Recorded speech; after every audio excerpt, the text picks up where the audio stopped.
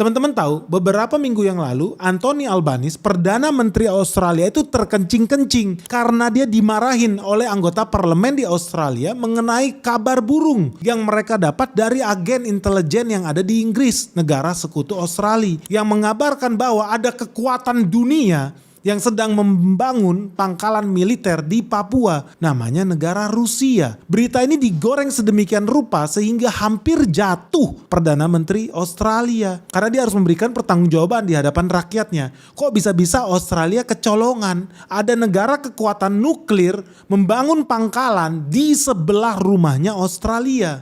Bahkan Perdana Menteri Australia mengatakan bahwa kita secara jelas dan terang tidak menginginkan ada pengaruh Rusia di wilayah kita. Kita sudah mengambil posisi untuk berdiri bersama Ukraina. Kita menganggap Presiden Rusia Vladimir Putin sebagai pemimpin yang otoriter dan telah menghancurkan hukum internasional. Dan dia telah menyerang kedaulatan negara Ukraina. Nah, ini prahara yang sangat seru, guys.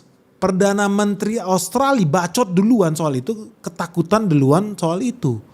Dan basis data yang digunakan adalah data intelijen yang berdasarkan laporan intelijen dari Inggris. Karena intelijen Inggris itu mendapatkan bocoran bahwa akan ada pesawat bomber Tupolev 95, ini pesawat bomber terkenal punya Rusia, yang akan segera mendarat di Papua. Dan bukan cuma itu, pesawat bomber Rusia akan didampingin oleh airlifter 76. Nah, teman-teman tahu, pesawat Il-76 itu bukan pesawat biasa, itu adalah pesawat transport khusus militer yang isinya apa? Dia bisa bawa tank, dia bisa bawa kendaraan tempur, dia bisa bawa pasukan terjun payung, bahkan kebutuhan logistik tentara dalam jumlah besar. Dan jumlah yang mendarat di Papua ini bukan cuma 1 biji, guys. Jadi bocoran informasi intelijen dari Inggris ini betul-betul mengkhawatirkan Australia. Bahkan yang tahu lebih dahulu itu bukan Indonesia loh. Ini kebocorannya terjadi di Inggris, viral di Australia, sehingga Perdana Menteri Australia itu harus memberikan pertanggungjawaban di publik. Dan kenapa ini penting buat dibahas di parlemen Australia? Karena pesawat yang mendarat di Papua itu, Tupolev 95 itu, memiliki kemampuan untuk membawa hulu ledak nuklir yang bisa dijatuhkan kapan saja di wilayah Australia. Jadi wajar aja mereka juga ketakutan. Ini seru, guys. Ini menurut gue betul-betul perkembangan politik yang sangat luar biasa. Nah, kenapa Australia ketar-ketir? Dan memang wajib ketar-ketir, guys. Karena lu tahu ya, salah satu kota terbesar di bagian utara Australia namanya kota Darwin, itu jaraknya cuma 1.300 km ke pangkalan udara Manuhua yang dikabarkan menjadi tempat pendaratan militer Rusia. Jaraknya cuma 1.300 km. Teman-teman tahu, Rusia itu punya rudal Sarmat RS-28 yang memiliki daya jelajah 10.000 sampai 18.000 km. Artinya, kalau dia tembak itu ke Darwin bawa nuklir, tentunya bukan bawa cendol, guys ya, bukan mau bagi-bagi cendol gratis nih dari Papua, tapi bagi-bagi nuklir untuk rakyat Darwin, mereka bisa menjangkau Darwin 90% lebih cepat dibandingkan seharusnya. Jadi ini betul-betul contoh unit reaksi cepat nih dari Rusia kalau terjadi Perang Dunia III. Posisi Australia itu terkunci. Kita belum ngomongin rudal yang lain.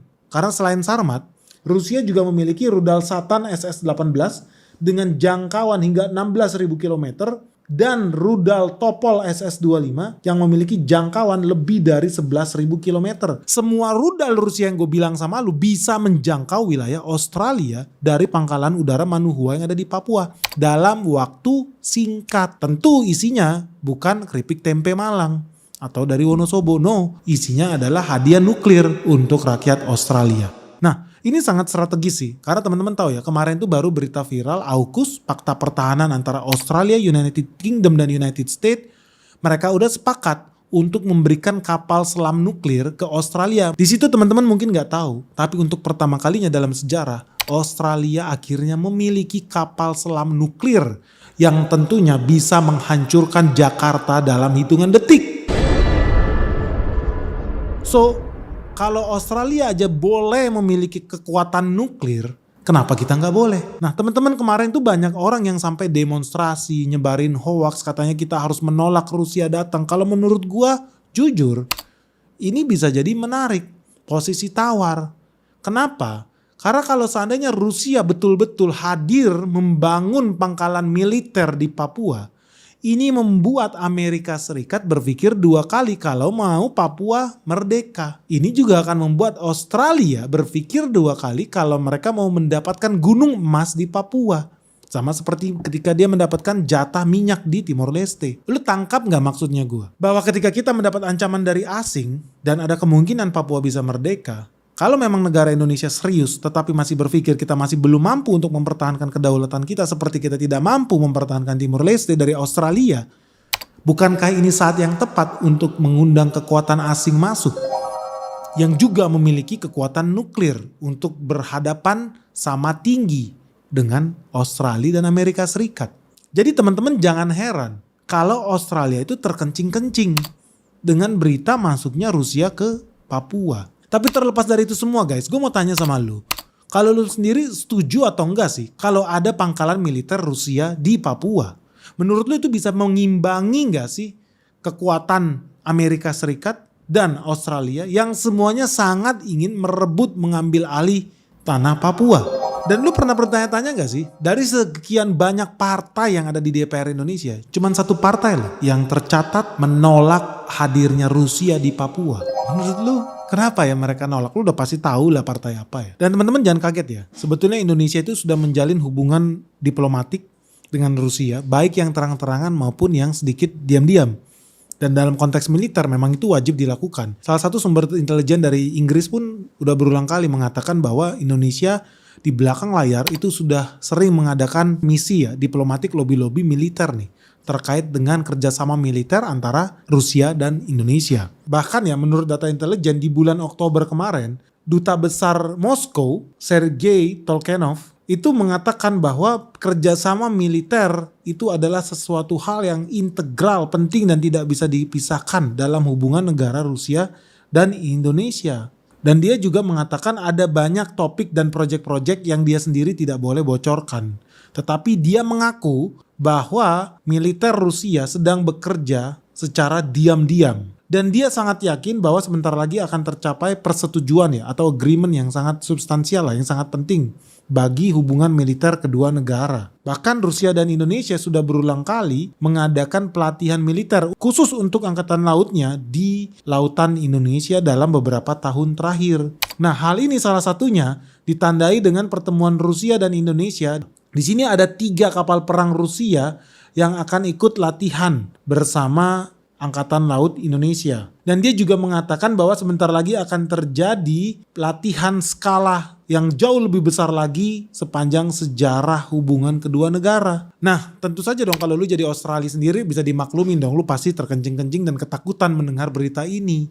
Karena negara Indonesia akhirnya punya otak juga nih untuk menjalin bahkan mengundang kekuatan asing selain Amerika Serikat. Oh, Rusia ternyata juga welcome kalau mau ikut latihan di sini. Yang lebih seru lagi ya guys, ketika Albanese terkencing-kencing Perdana Menteri Australia, dia berusaha lari cek ke sana ke sini terkait gosip itu benar atau tidak. Dan pemerintah Indonesia hebatnya nih langsung membantah pernyataan itu. Tetapi di hari yang sama ketika Indonesia bilang oh nggak benar Rusia mau masuk, di hari yang sama Indonesia juga menandatangani MOU kerjasama yang lebih erat lagi, lebih strategis lagi investasi dan ekonomi dengan Rusia yang bernama Sidang Komisi Bersama ke-13 Republik Indonesia Rusia di bidang kerjasama perdagangan, ekonomi, dan teknik. Wah, seru nih guys. Jadi pemerintah Australia ketar-ketir karena dia dapat berita dari intelijen Inggris. Tapi kemudian pemerintah Australia nanya berita itu ke Indonesia. Indonesia bilang itu tidak betul. Kamu duduk manis saja, tenang-tenang saja,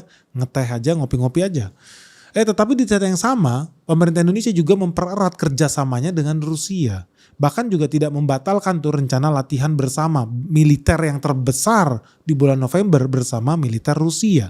Hebat nih, menurut gue suka nih. Terlepas dari benar atau tidaknya berita itu ya, tapi gue suka nih. Respon pemerintah Indonesia itu gue sangat suka.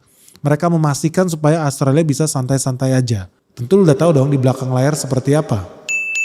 Kenapa menurut gue ini penting untuk dilakukan? Menurut gue sangat penting memang untuk mengundang kekuatan asing, entah benar atau tidak atau cuma semi bluffing whatever it is. Tapi faktanya pemerintahan Australia sudah berhasil terkencing-kencing, sudah berhasil panik. Sepanjang sejarah tidak pernah seperti ini pemerintah Australia. Karena mereka sedang bikin rencana untuk ambil alih tanah Papua. Siapa sangka ternyata datang beruang kutub. Yang namanya Rusia, super powerful, ngirim kapal, ada nuklirnya lagi. Ngirim pesawat bomber lagi. Ada apa ini? Dan menurut teman-teman, kalau lu sendiri ya, sejujurnya, lu lebih senang atau tidak ya kalau Rusia itu kita undang? Atau harusnya kita tolak aja, Indonesia harus netral-netral aja, faktanya lu netral-netral, negara bubar. Atau memang kita sebaiknya undang kekuatan asing, supaya tidak ada pemain tunggal di Papua. Menurut lu sebaiknya gimana? Dan buat teman-teman ya, yang hobi bilang udahlah Benix gak usah khawatir, negara kita pasti aman, baik-baik saja, tidak ada yang namanya George Soros, bentar lagi mati udah tua. Guys, lu sadar gak sih? Dari kemarin kita ngomong ini, di PBB itu udah berulang kali datang utusan-utusan yang meminta kemerdekaan Maluku, kemerdekaan Aceh, dan kemerdekaan Papua. Kamu mungkin tidak tahu, karena lu lagi asik santai-santai kena tipu propaganda busuk dari media-media iblis penjilat pantat George Soros. Tapi faktanya, lu mau bilang Benix hoax, Benix gak mungkin Papua merdeka, Benix gak mungkin George Soros mau menyerang Indonesia, tidak mungkin George Soros mau mengambil Papua, tidak mungkin Amerika Serikat, Australia membutuhkan gunung emas yang ada di Papua. Tunggu dulu, sudah muncul wujud aslinya. Oknum-oknum yang meminta merdeka Papua, yang meminta merdeka Maluku, yang meminta merdeka Aceh. Lu boleh gak seneng sama gua, lu boleh gak setuju, gak mungkin asing mau mengacaukan Indonesia, gak mungkin George Soros mau memecah belah Indonesia, tapi faktanya hari ini berbicara. Apa yang gue bilang semua jadi kenyataan. Mereka semakin terbuka, semakin transparan dengan agenda mereka untuk memecah belah bangsa Indonesia. So sekarang kembali pertanyaannya kepada kalian sendiri. Dari kemarin gue habis diserang nih sama gerombolan-gerombolan buzzers gak ada otak. Sekarang gue tanya sama kalian. Apalagi kalian para penjilat pantat yang media-media peliharaan George Soros. Coba jujur. Lu lebih suka lihat Papua merdeka. Yang artinya ya lu mendukung George Soros and the gang. Tentunya dia diboncengi oleh sekutu. Ada Australia di situ, ada Amerika Serikat di situ. Atau lu lebih pilih pemerintah Indonesia yang menang nih. Pemerintah Indonesia mempertahankan wilayahnya. Tapi konsekuensinya nanti lu akan dibilang lu ini buzzer pemerintah. Lu adalah penjilat Prabowo. Dilematis nih guys. Menurut lu sebaiknya gimana ya? Gue tanya nih jujur nih sama kalian. Oke guys, semoga video ini bermanfaat. Salam sehat, salam cuan. Bye-bye.